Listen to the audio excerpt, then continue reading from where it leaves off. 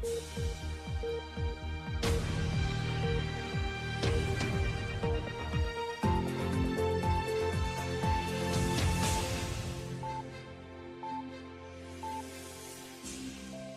there, good morning. It's Sunday the 28th of July.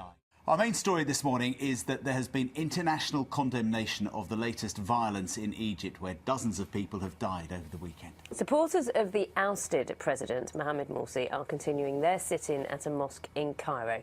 Let's get more about what's going on there with our Middle East analyst, Saka Al-Makhadhi. Good to have you with us, Saka. Hi.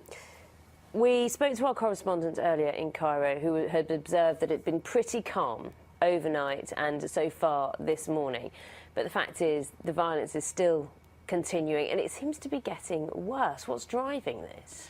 Well, if the figures are confirmed, and we're hearing reports of, up to 100 people killed in the alleged massacre over the last 48 hours or so, then it would be the single worst episode of violence since the revolution began, when former President Hosni Mubarak was ousted from power all those years ago. Now, I think what's important to remember is that, the army did sweep to power. It managed to overthrow President Morsi a few weeks ago, and it swept to power on the back of really quite a popular wave of support. There were people in Tahrir Square cheering army helicopters. And it was a very different scene to a year ago when they were forced out of office when the elections took place. But I think this incident might be the start of their fall from grace, really, because even though there is a larger, there was anger towards President Morsi, and that's why he was forced out of office, and that's why the army was allowed to sweep in.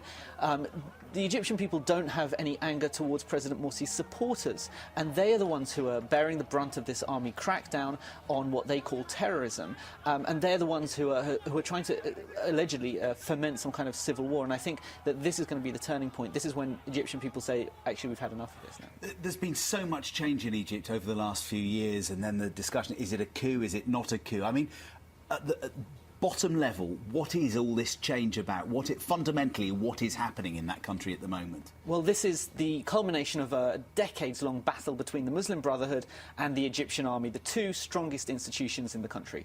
And for years, the Muslim Brotherhood was repressed, its supporters were jailed, and its activists were persecuted. And the Egyptian army led through some kind of civilian front. There were army men in the presidency since independence. Jamal Abdel Nasser, Sadat, Mubarak, and the Muslim Brotherhood managed to sweep to power because some kind of democracy was demanded by the Egyptian people. Now, over the last year, the Egyptian army has been trying to wrestle influence from President Morsi, and it hasn't been able to do that. So, at the first sign of protests against him, they were able to use that and piggyback to force him out of office.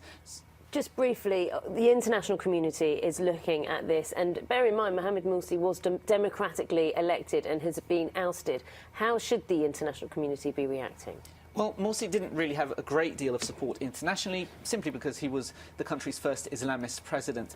But I think now Egyptians are looking to the international community to have some kind of say, to wield some kind of influence over the Egyptian army, because it does receive such great figures of US aid and international support, and the international community is the only one that is going to hold back the army. And I think the Egyptian people are looking to America and Britain to take some kind of lead, which they haven't done so far. Saka, good to talk to you. Saka Al-Makhadhi, thank you.